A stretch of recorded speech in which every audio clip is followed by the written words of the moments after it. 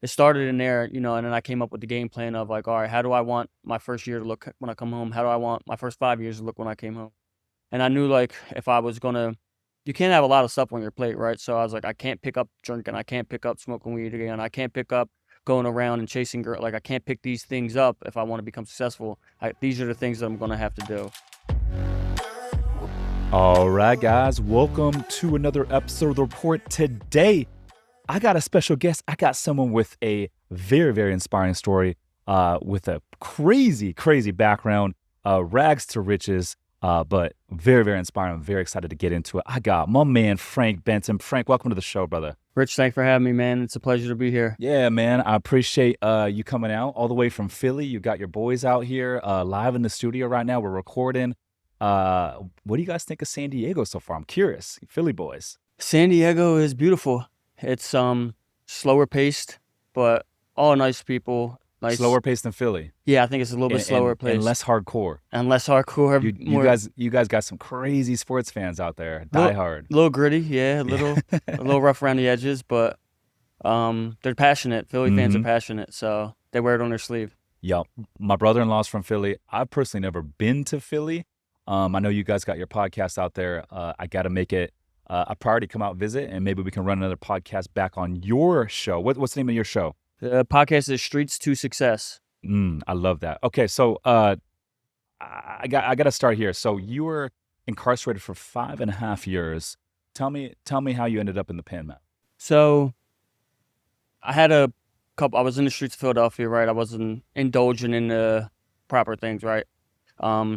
Always had like a little kind of a job, but always did street activities, right? Whether it was selling drugs, whether it was going out fighting, violence. What kind of drugs? What kind of drugs was I selling? Everything, whatever. Like nothing like crack or dope, like nothing that hard, but weed, pills, coke, yeah. What kind of pills? Percocets, Xanax? Xanaxes, yeah. Okay. I used to be addicted to Xanax when I was younger. Wow. Yeah. Okay. So you're selling dope. And how old are you at this point? So this started when I was like probably 17 years old. Okay. Up until like, I kind of slowed down with that right before I got arrested for the long time.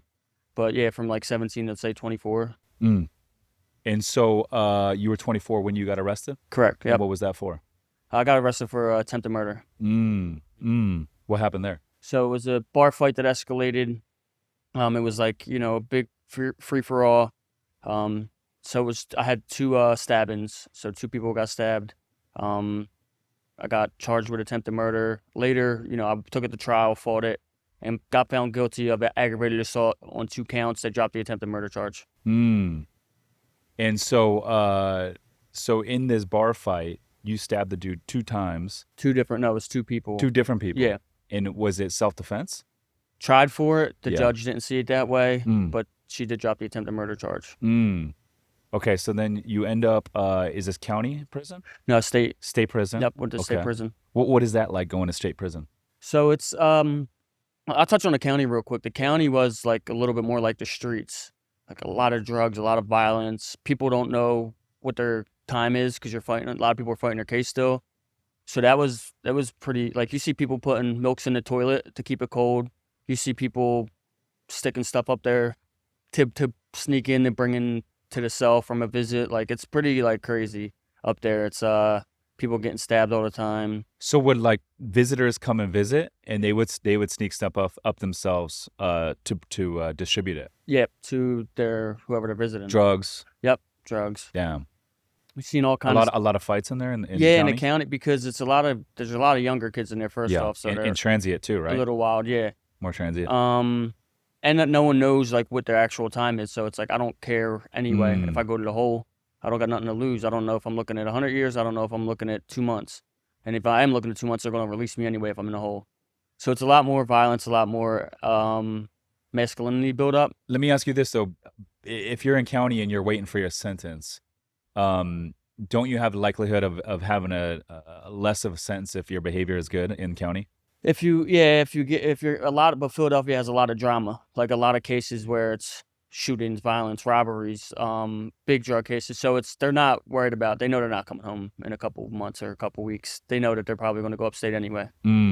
So upstate is where it gets a little bit more organized and structured. Like, And when you say upstate, that's like northern Pennsylvania? yeah, so it's, yep, they take you, we're down in Philadelphia, so we call it Yeah. upstate. So everything Philadelphia is, the lowest on the map. Then everyone goes upstate. They got like 29 state prisons up there, so you're going to one of them. Okay. Is Pittsburgh part of that? Pittsburgh has a jail called right outside of Pittsburgh. I think it's like Green, or they used to call it Pittsburgh, but they call it something else now. So how long were you in county leading up to the sentence? So I was fighting my case for 2 years in the county, Damn, that's a waiting, long going to time. court dates. Yeah. Damn. And so 2 years there, and then what did they drop the sentence with?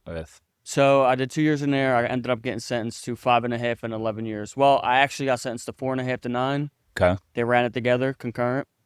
And then I was on probation for a case, and then that was a year that they gave me on top of it. So it was 5.5 to 11 altogether. Damn. Okay, so then you go to state. Yeah, now I got 3 years and some change to do upstate. And what's the transition like going over to state prison? So And which one were you in? I was in SCI Forest. Okay. So, but you hear all the, that's my first time incarcerated, the only time I was ever incarcerated. And you hear a lot of people talking about, I can't wait to go upstate. It's so much better. It's laid back. You got TVs. The food's better. The commissary's cheaper. They're glorifying going upstate in comparison to the county. So I was like, I can't wait to get up there either. But you get up there and it's totally different. Like, it's a lot more calmer. People already have like their end dates, so they know they're going home in 5 years. They know they're going home in 2 years. There's some people that got life, so that's their home forever. So they want to make it comfortable. But up there, it's more activities. You get gym passes. I actually got my diploma up there. They have law libraries. They have schooling programs. They have a lot more stuff to do and more of a structure. Plus, a lot of people don't want to get in trouble because they're trying to go home. Now, if you get in a fight or you get caught with contraband, they're going to give you a hit automatically. You're not coming home on your minimum. So it's a lot more calmer up there. Still, people that got life and people that got 20 years that don't care. I've seen stabbings. All people get locked in the sock. All type of crazy stuff up there still, but it's not as intense as the county. How many people were we talking at state prison? In one jail? Yeah. Probably like 3,000 people, I think, in the jail I was at. That's a good amount. Yeah, and they break it down to different pods. So it's like F block, G block. Different blocks have like 100 here, 100 here. Do they commingle the different blocks ever?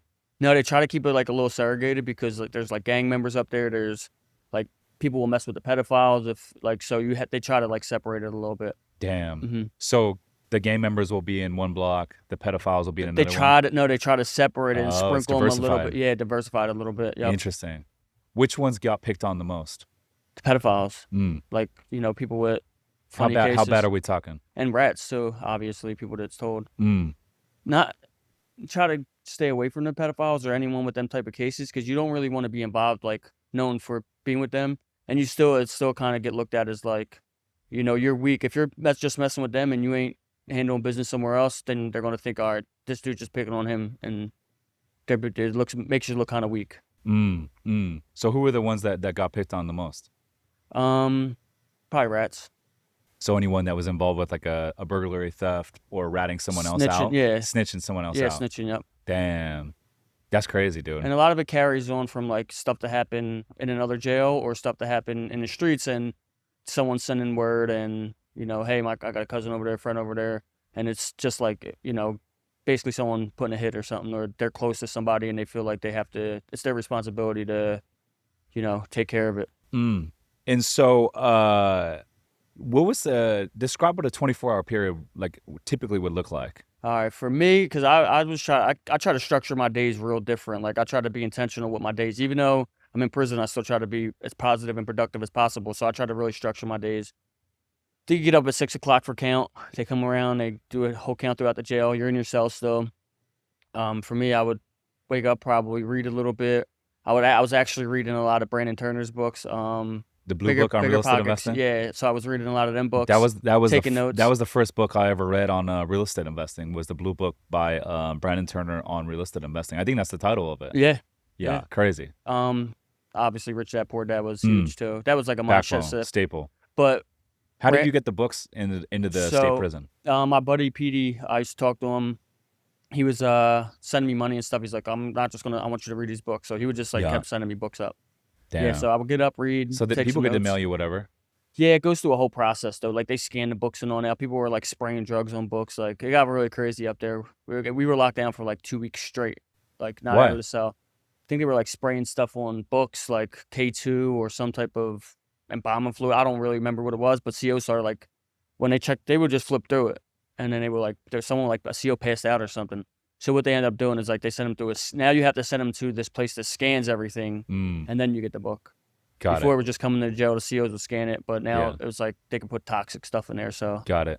Damn, that's crazy, bro. yeah, So you're 24-hour period. You're reading books. What else? yeah, I would get up, read books. I had a couple of different jobs in there, and I was going to school too. So if I was going to school, I went to school for like a year in there. I would get up, read a little bit, go to school, come back. Come back at like 12, go to lunch. They lock you back down. After lunch, go back to school, come back. Now, when I wasn't going to school, I ended up becoming a tutor after I graduated. So it was kind of like the same routine because I was going there and tutoring other people to help them get their GED and stuff. So come back at like 3 o'clock. You're locked down again until count time. Then you go, lunch. After lunch, come back, lock down. Go to school again or go to work again, come back, lock down. Now you go to mainline, chow hall, dinner at night. So usually after that, you come back and the block's open. What do they feed you at dinner? The worst.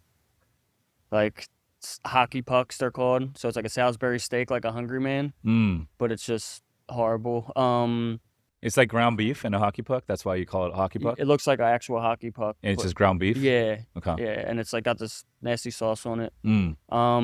Does it taste remotely good at all? No, if you're hungry. No, you're probably your commissary mostly. Really? Yeah, Because when I get hungry, I'll eat almost anything. Yeah, well, if you go to the hole, you're going to eat anything. But if you have commissary, if you go to commissary, you're going to be all right if you have some money. When you say commissary, this is the same commissary as like the military has on base? No. Like a grocery store? Yeah, it's kind of, it's not probably the same stuff, but it's definitely like the same concept, yep.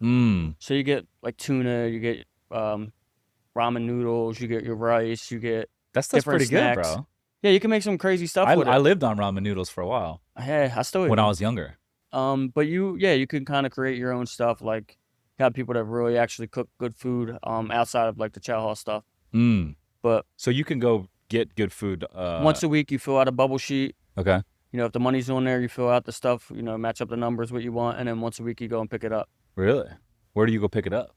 So now I think it's different, but when we were there, they have like a commissary. They would call commissary like once a week. You're on the list. You see what time you go. Yeah. You run down and get your commissary. Come back. And that's inside the state prison. Yeah. So it's kind of like the prison's like structured like kind of like a campus, I guess you can say, Really? where it's Okay. like there's a chow hall, there's a library, there's this education building with the library, there's like commissary, medical, and so it's like all a gated facility with barbed wire, and then wherever you need to go, it's like kind of like divided to where, all right, I'm going down this road, this is where the commissary, and this is, if I'm going down this road, this little trail is where, you go to medical and pick up your R&D stuff. I'm friends with Wes Watson, and he said that he was putting out social media content when he was locked up. Can you have your cell phone? No, you can't have a cell phone. Okay. But people can get cell phones in there, yeah. Yeah. So it's basically a university, so you can use that time how you wish. You could work out, get in shape. Yeah, that was my night routine. Read a lot of books. That was my night routine. Yeah. That's when I would either gym passes. You get like 2 gym passes, and they have a basketball court. You can only go at certain times. You got to sign up for it and have a pass to go there. But I used to go there, do cardio. They got they don't got free weights, but they got a lot of machines. So I'd go there and get a workout in. But even if I wasn't going to the gym, I would go to the main yard or concrete yard, and I was working out every day after dinner. That was part of my routine. So let's just say that you got locked up and you were like, hey, I want to put out social media content. Is there a way to do that? Like you mentioned, you could have a cell phone in there. No, you can't. So you can't have a cell phone in there. The best content you could probably do is take pictures and send them home. Like you get on a picture list once a month. Yeah. And you take some pictures. I was sending pictures home. They were posting them. If you see my page, you see I got some pictures in there from jail. Yeah. But as far as and how do you take photos? Well, do you know what you could do now that I'm thinking about it? You could probably do a virtual visit because they got virtual visits now. Where it's and they can record you? They can record you. Yeah, someone could record you. That's actually not a bad idea for somebody in there. Yeah. Because I talk to some people right now that are still locked up, and they'll do a virtual visit, and they're sitting in front of a screen with like the phone and the screen, and then it's recorded. Yeah, and it's recorded, and then you're on your cell phone, Damn, that's Yeah, they pretty just dope. started that after we left. Yeah. Dude, that would be dope. I mean, they should allow that because content creation is building it's brand building, right? And that gives you something to work towards. It gives you a target. It gives you something to be excited about. Well, let's say like this, right? If it was really about rehabilitation, they will let people in there to create content for people to showcase like What it's about. what it's about, yeah, and like how someone can actually change in there. That's if they want to, use it for rehabilitation. Mm, But I kind of think they like the revolving door. yeah, yeah. Okay, and then you met your boy, Jalil, yeah, yeah, my podcast partner podcast Jalil, but podcast co-host he wasn't my who's podcast sitting partner in right there. here. Yeah, And how did you guys meet? someone was picking on him, so I had to go over. Nah, he wanted to borrow some food until Friday, so he's not here to defend himself. I'm just joking. So, um, we ended up. It's crazy. We were in the county together, and we knew each other, but we didn't talk to each other. And then obviously we just crossed paths. Then we went to a transfer jail called Graterford, and in Graterford, we had like some mutual friends, and we would just be in the same circle. So that's just another process in jail. Then we get transferred to Camp Hill. We end up on the same block again in Camp Hill. I just keep seeing this dude, and just naturally we started conversing with each other and getting to know each other a little bit. So we ended up getting sent to the same home jail again. So this dude keeps following me everywhere I go. So I'm like, we ended up on the same block in the same jail again. So, and we start talking about the same things, like, oh, we can't come back here. We need to change what we do. We need to read. We need to learn. Like, so we were on the same like wavelength the whole time. He ended up going to the honor block before me, and then a year before my minimum, I got transferred over there too. Now he's on the honor block, and he's teaching programs. He's running different courses. I think he got his college degree in there too. So when I got over there, he was already set up and dug in to where now I'm starting to help with the programs. I'm speaking. I'm getting in front of people and stuff like that. Different people in the jail, trying to motivate them, trying to change the mindset. And we just clicked and knew we were going to stay in touch after that. Like we used to walk the track and talk about everything we're doing now in there. That's dope. So Can you listen to podcasts in the pen? you might be able to now that you do get tablets. You don't get like internet, but you can plug it in and download stuff. So if you pay for it, you plug it in, download it. So I know I used to listen to Napoleon Hill books in there. Okay. Like, cause you could download like listen to audiobooks. Yeah, listen to some type of audiobooks or chapters. I would just be like ripping through podcasts. Yeah, I don't know if they have actual podcasts, if they have access to it, but they did have like literature and stuff in there. Yeah. Stuff that you could listen to, like books. They might have changed it. I don't know. Yeah. Because they were talking about putting pictures on there. I don't know if they did that yet. I doubt it. So 5.5 years total. Yes. What was your game plan, or like what did you work on for those 5.5 years that you were like, okay, when I get out, I'm going to do this. Yeah. What was your plan? So it was my whole mindset was That's a lot of time to think. Yeah. So the first 2 years, I'm worried about fighting my case. I wasn't worried about coming home. I didn't know when I was coming home.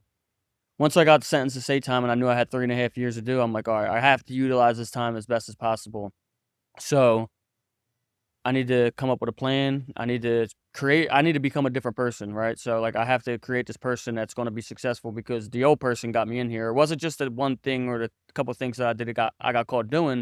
It was the person that I became. So I know I needed to strip myself down and reinvent myself. So it started in there learning. Like I didn't realize how much stuff I didn't know. Once you got that time on your hand, you're reading books and you're talking to other people, you're like, I don't know as much as I think I do. And then it kind of became like a drug of like just learning stuff and talking and being able to like have positive conversations. So it started in there, and then I came up with the game plan of like, all right, how do I want my first year to look when I come home? How do I want my first 5 years to look when I came home? And I knew like if I was you can't have a lot of stuff on your plate, right? So I was like, I can't pick up drinking. I can't pick up smoking weed again. I can't pick up going around and chasing girls. Like I can't pick these things up if I want to become successful. These are the things that I'm going to have to do. So it was basically like I knew my credit was shot. I had to build my credit. I knew I needed a better network of people to be around. I knew that I needed a steady job and a steady source of income. So it was basically focused on those things at first. So, okay, so you get out, and then tell me what happens next. Because obviously you're investing in real estate now. You own multifamily real estate.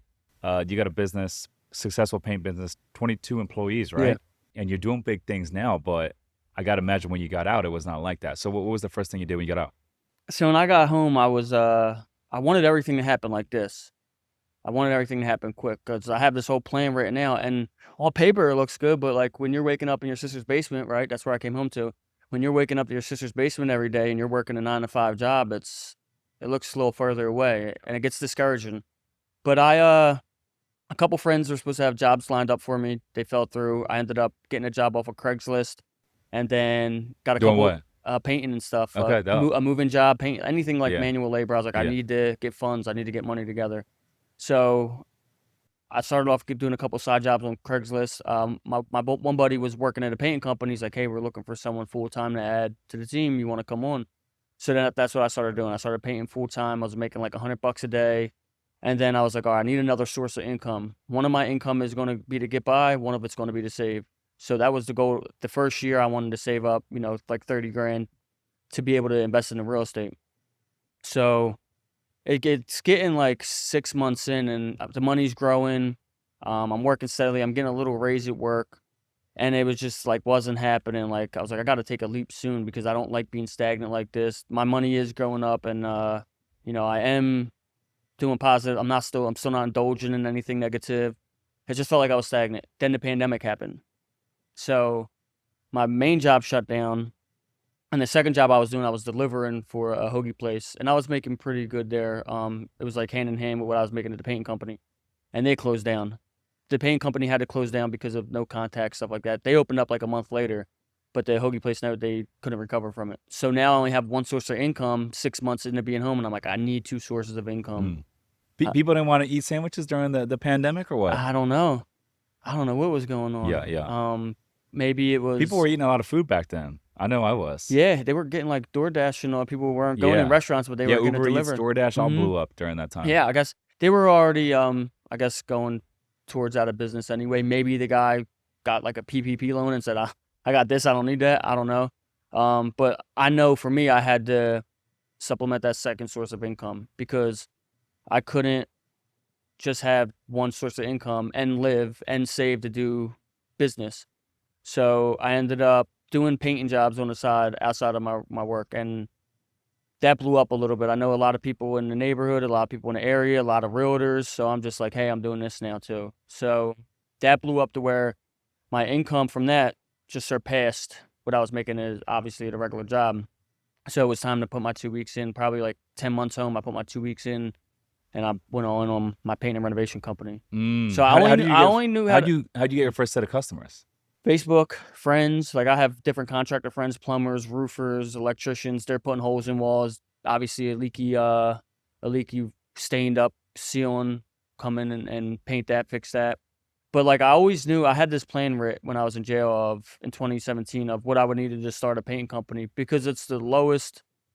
Like you need the least amount of money to get into painting. It's not like plumbing or roofing. You don't need ladders and torches. And so I was like, oh, you need a bucket and a brush. So I always had that in mind to start a painting company. But I wanted painting and renovation because I knew it was going to go hand in hand once I got into real estate and invest in that. I don't want to just paint houses. I want to end up, but all I knew how to do was paint though. I ended up hiring people that could do carpentry and tile and stuff, but I only knew how to paint, and I knew I had to do the work at first. But then, I started hiring people that were in that field that were definitely beneficial. What was your first hire? So I had my 2 friends. They actually started with me. When I started, I pulled them aside and said, look, I'm going to start this business.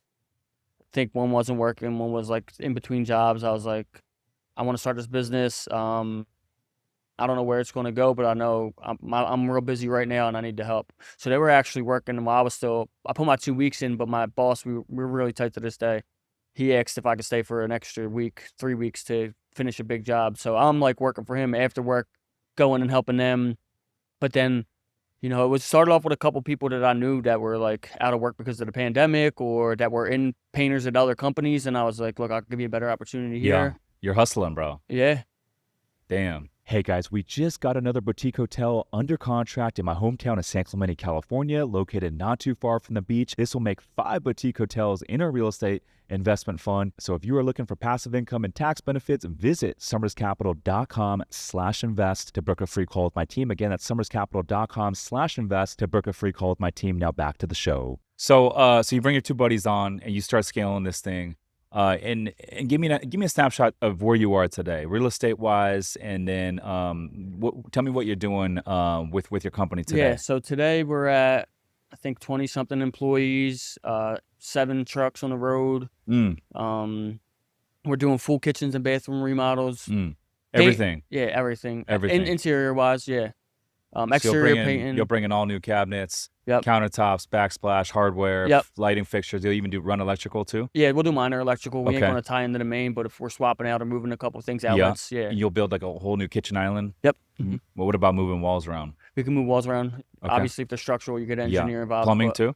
Plumbing, yeah, minor Damn. plumbing. Yep. And do you sub some of that stuff Yeah, we out? do. The electrical, plumbing. We have to. If it's something do. small, we would do like a light fixture or Yeah, an yeah, yeah. outlet swap. If it's like we got to tie into the main, I'll use a sub. Yeah, yeah. And Licensing. then everything else is in house. Yes. Yep. That's dope. I Mhm. love that. I Yeah. love that. So 22 employees. That's a big operation, man. Yeah, we were up to like 30 at one Yeah. point. It was a little much. But then yeah, we're down to 22 right now, Mm-hmm. give or take. And then what kind of my buddy's got a paint company actually. He gave me a crazy good deal. Shout out to my boy Nick Rossi. He's got a paint company out here locally in Southern California, and he just painted one of my personal properties out here in Lida, Italy. Historic property, and is in a historic building right here, like 6 blocks away.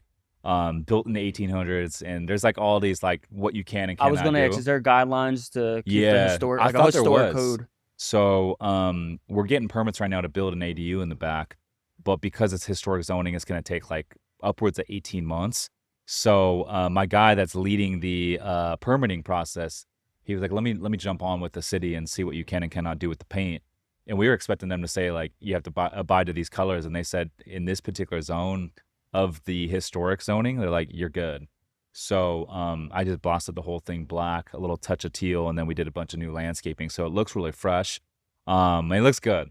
I would never go black with like a hotel that we have like with the investors and all Yeah, that, but don't wanna personal property of personalize it, mine, it's a short-term rental, and I think personal property of mine, I'm down to get a little bit weird with the design, and I'm like, yeah, why not blast it in black? I didn't love the color before. It's funny because we did a full reno like a year and a half ago, and I didn't love the color What's the that it came out, and what's it always kind of bugged me. So you I'm like, talking you about know the what? interior or exterior? Exterior. What's the surface? Stucco or It's wood. siding? It's wood siding. Okay. And we did matte black. I think the edges are, I'm gonna say either matte. I'm sorry, the body's matte. The body's matte, which I actually like because it doesn't show its little like defects, Yeah, in the yeah. lighting. So it came out really good. We did a little touch of teal, and then we did all new landscaping, and looks really good. And then inside, we did that reno like a year and a half ago. Moved a couple walls, deleted a couple walls, opened it up, added a bathroom, and yeah, it looks really good on how it turned out. But I think the takeaway for the listener is this: it's like sometimes you do a reno, and the exterior paint color, like you might not like how it comes out when it's all done. You don't really know until you do it. And I just never loved it. And I'm like, you know what? Let's switch it up. So he gave me a great deal. Switch it up, and now I'm like super stoked with how it looks. Yeah. Yeah. It was a little bit feminine looking before. A little too feminine for my blood. Yeah. But anyhow, so I'm curious, like with the paint restoration company, what kind of net margins can you do You could have percentage wise, ballpark? yeah, probably 20%. That's pretty good. Yeah, 20%. Yeah, it's not bad. Like 12 is kind of like average, 25 is kind of high. Yeah. You're between 12 and 25%. And Yeah. what's a typical job look like for you guys? Is it commercial? Is it residential? It's residential. We do some commercial stuff. We just actually banged out a couple commercial stuff over in March. But usually residential, average ticket cost is like $5,000. Basically the guys go in, they protect everything, they prep everything out, any defects in the wall, cracks, any like light fixtures that have to come down, ceiling fans that have to come down to lower them, protect them. Then they do, our process, if I can remember right, because guys might have switched stuff up, but we're doing ceilings first, then we're doing trim. We're taping off your trim, just so you got crisp lines. Then we're painting the walls and pulling the tape. And do a full cleaning on the way out. I love that. Yeah. Trying to leave it like hands-free for the homeowners. What percentage of your jobs are paint only versus like a remodel? That's a great question. We're more equipped to take on paint jobs. So we're probably, I'll say 70-30 right now, 70 on the paint. And another thing about painting too is it's easier to teach than you teach someone how to do a tile saw or Yeah, it's probably more scalable, right? It's more scalable and it's just less complex. It's not a lot of moving pieces like a kitchen. Totally. Yeah. Totally. And you guys do interior and exterior as well. Yeah, on the painting. On exterior, I have subcontractors that I usually refer out just Oh, for really? roofing or siding, but we do the Yeah. painting. Yeah. Okay. Dude, I just thought of this when you were talking. I'm gonna text my brother-in-law right now and ask him. So my brother-in-law's, I guess it's his sister's son, so that would be his nephew. Walt lives in Philly and owns like a really big roofing company. You probably know who they are. Yeah, get the name. I might know. Yeah, I'm gonna ask my brother-in-law right now, and then I'll let you know as soon as he responds. But I'm curious. Yeah, small world. What kind of? I mean, you get 22 employees, you got 7 trucks. What kind of like leadership team do you need to manage all that, or is everything flowing up to you for like answers and questions and all that sort of So stuff? no, it's definitely like an accountability chart. So some stuff Okay. should You get. guys use EOS? That sounds like an EOS We thing. do EOS, yes, level Really? 10. I seen you were in a L10 level meetings, 10. all that. Yep. Okay. Mhm. As soon as you said accountability chart, I'm like, It's okay, this structured. dude's You using need to EOS. structure. Like I didn't know this stuff first in the business. I learned how to market and advertise before I learned anything about structural and org charts and stuff. But yeah, you need that. So it will be myself, visionary, obviously. Then you got the integrator. Then you have project managers and office manager. So I have 3 people on the leadership team, really 4. I have part-time finance guy. He helps bookkeeping. Then I have 2 project managers, and then I have an office manager. And everything flows to them. I've been here for a couple of days. They've been answering all the questions, and they've been doing it long enough to have the answers. And how hands-on are you now? I'm doing sales. I'm doing marketing. You are doing sales. Yeah, so I have me and someone else, me and one of the project managers do the sales. For marketing, I do have like 2 third-party companies that I use, but I'm also active on like Facebook, Instagram, Google. I'm responding to Google reviews, or office managers responding to Google reviews. But I'm still pretty hands-on with the sales and marketing. Okay. So he just responded. Well, his name's Walt Holton. It's Holton Roofing. Holton sounds familiar. Definitely Hulton. definitely sounds familiar. Okay. Where is he based out of? I'm gonna ask right now because Philly's big, huh? Yeah, it is. It's I'm gonna not ask big, right but now. it's very populated. Yeah. So, why do you still remain in the sales? Is it because this is like your highest and best use, and do you feel like you have a higher close rate?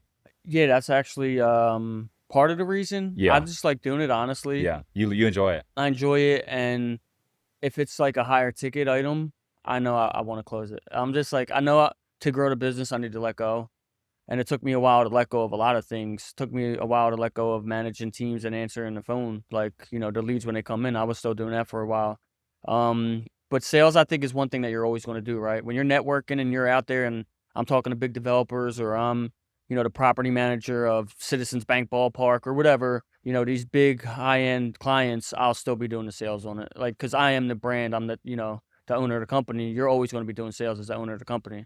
Yeah, dude, I'm with you on that, bro. So like with Summers Capital, we got a badass team, and I'm very, very lucky to be working with so many badass individuals. But I still today I take all the investor calls. So if we ever have a call with one of our investors, I'm on that call. And then whenever we're negotiating a live deal or sourcing a live deal with brokers, and we got a hot deal that we're looking at, I'm always the one that's on the So calls why with is those that, though? brokers. I'm negotiating with the sellers. Because one I love being the face of the company, and I love the art of the deal, negotiation, all that sort of stuff. But I feel like no one's gonna sell my vision better than myself. And so jumping on a call with an investor to talk about the vision, an investor that's potentially gonna invest $100K, $200K, $300,000. Like, I should be on those calls, right? I think that's important. That's probably the last thing I would delegate out. But also the art of the deal, it's like, finding these boutique hotel deals that are in great locations that we can pick up, at a discount and add a lot of value. It's hard to come across those deals.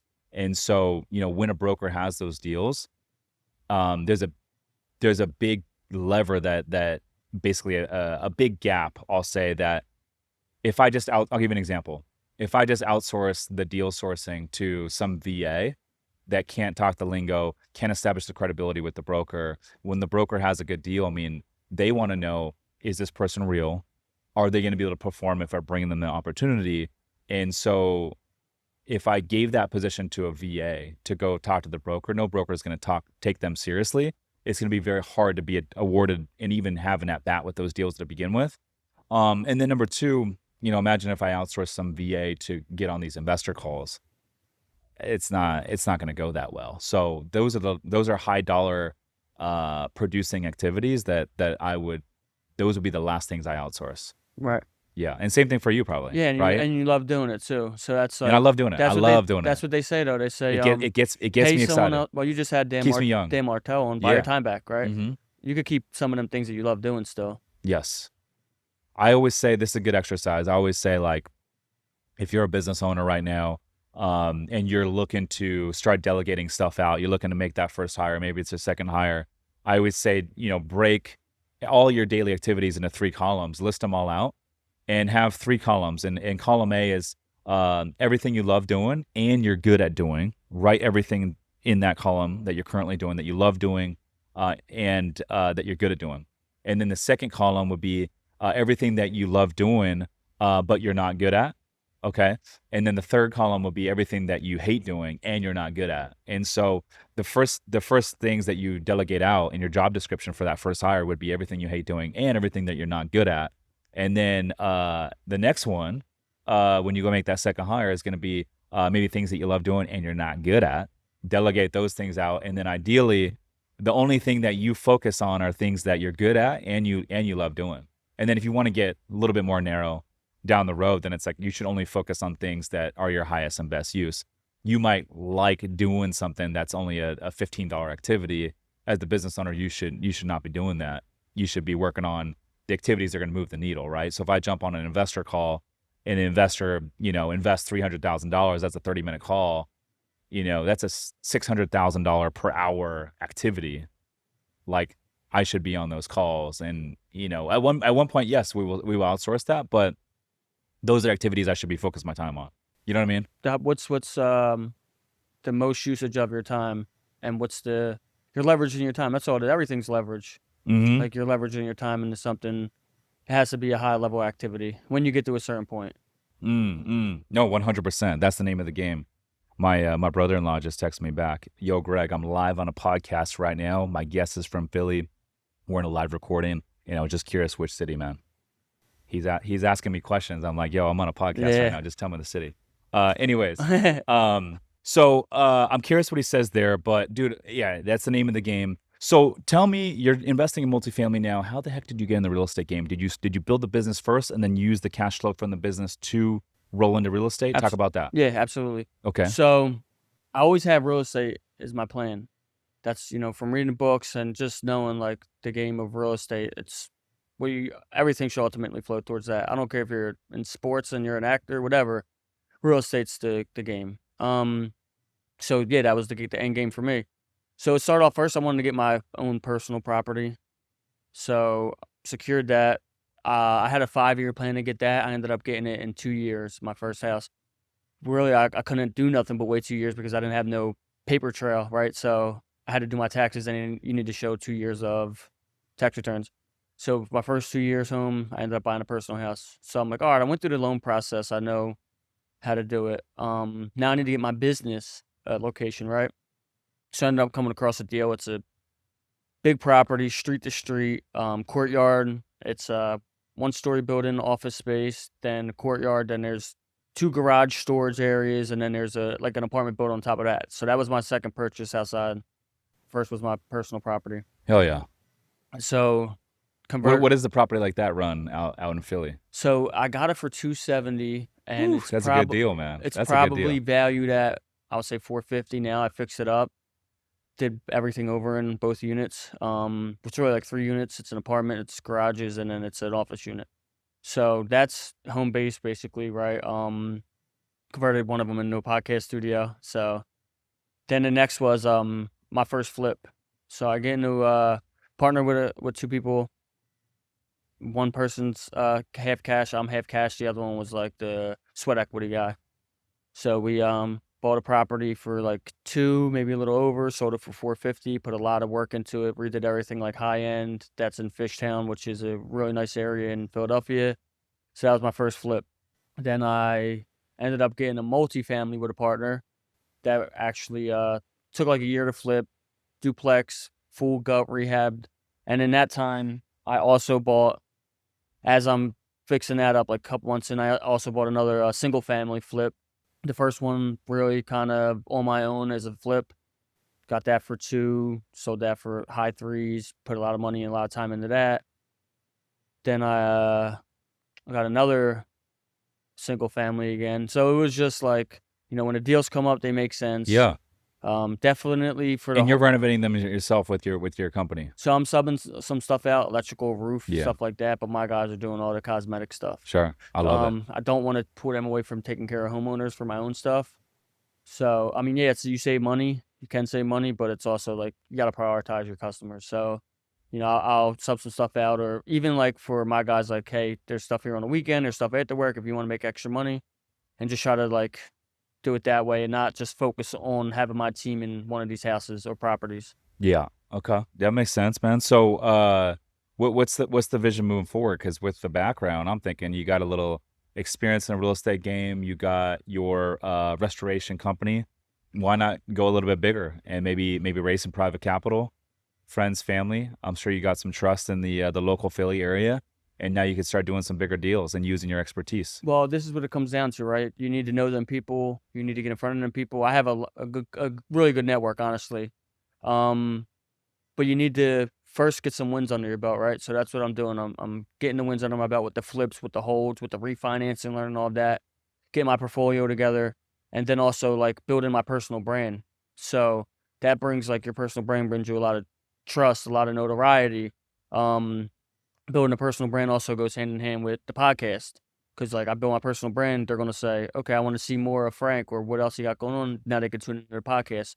So that's like my 3 things. The paint renovation company, the podcast, and then my personal brand. The real estate's going to be a byproduct of all of that. Yeah, I love that, man.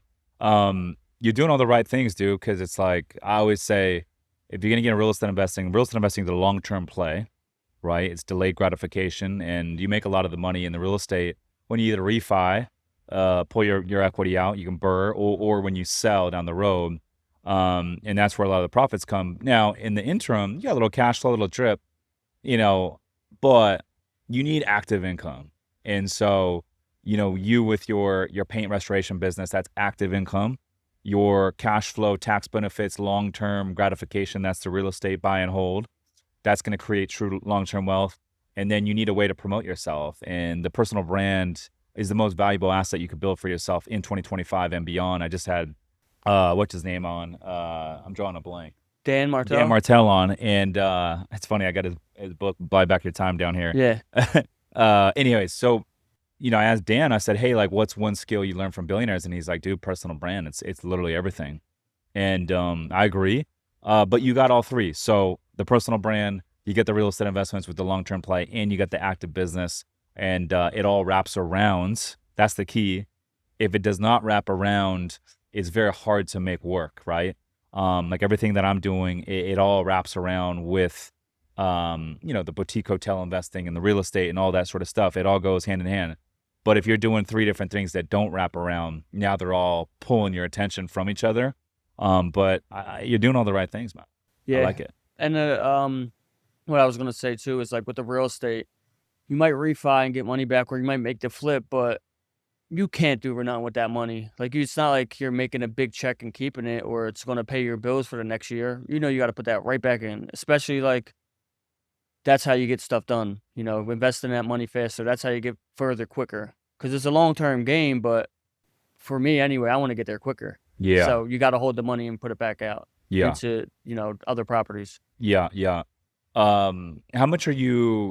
How do you decide when you have extra money if you're going to reinvest in a real estate or reinvest in your business?